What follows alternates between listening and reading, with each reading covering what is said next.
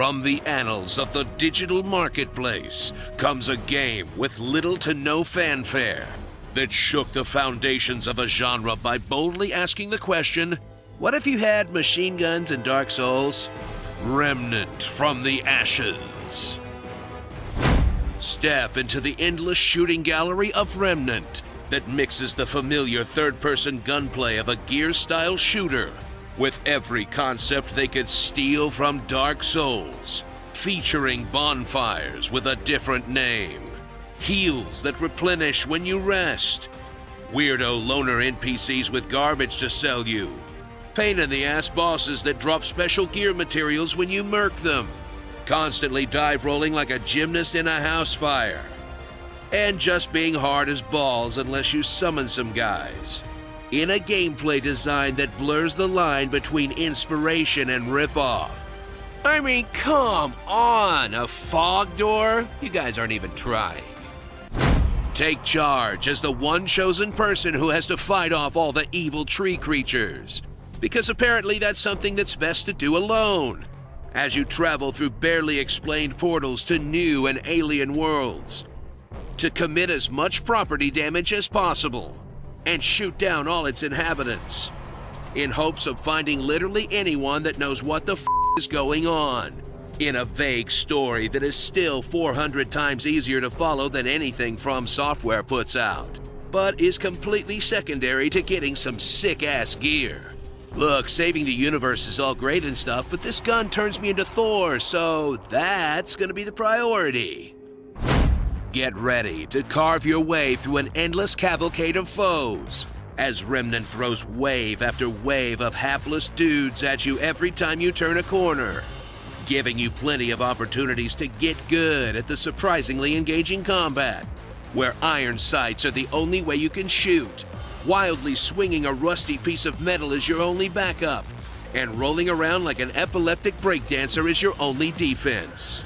Until you build up enough power to use your materia and summon a tree that makes people mad or whatever. All in hopes that you'll be able to make it to the next crystal before a stray bullet takes you back to where you started. Because nothing deflates a power fantasy like getting gangbanged by a bunch of deer people. Face off against the main attraction of Remnant, the boss battles.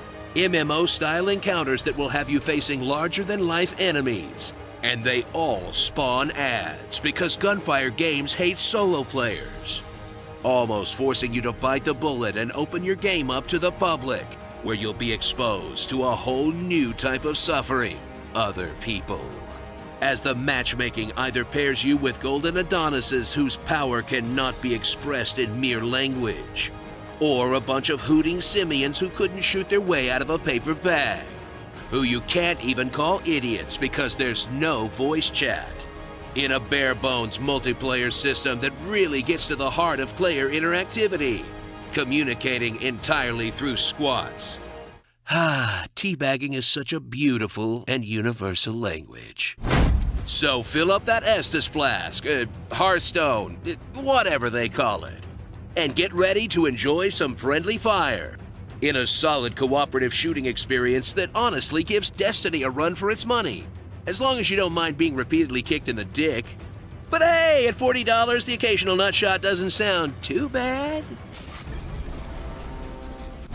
Starring pro guntagonist, humans that are there, Tilda Swinton, Googly Eyes Black Dragon, Very Angry Dog, I Am Groot on growth hormones, The Butcher, Dead Space, Statue Daddy, Raid, Ra's al Gruesome, and Vegan Cthulhu. Bloodborne or Die Hard. Despite all the hidden secrets, weapons, and skills you can discover, nothing is more amazing than being able to pet this demon dog. Who's a good boy from another plane of existence? You are! Yes, you are! Oh, that's my boy right there.